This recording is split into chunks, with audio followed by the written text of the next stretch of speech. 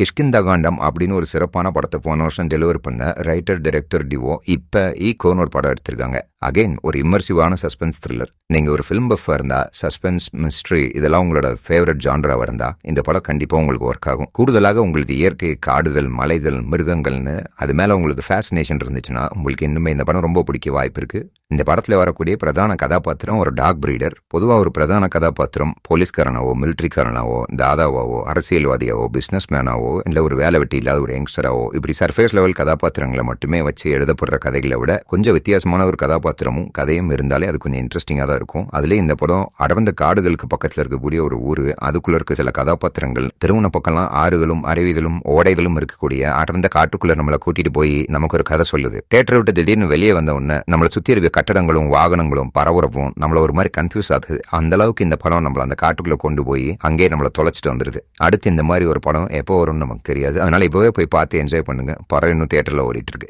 ஈகோன்னு எதுக்கு இந்த படத்துக்கு பேர் வச்சாங்க அப்படின்னு ஆராய்ச்சி பண்ணி பார்த்தேன். பட் என்னால் கண்டுபிடிக்க முடியல. நீங்கள் யாராவது கண்டுபிடிச்சிங்கன்னா கமெண்ட்ஸில் சொல்லுங்கள். சென்டர் சிட்டி சேனலை சப்ஸ்கிரைப் பண்ணிக்கோங்க. நன்றி, வணக்கம்.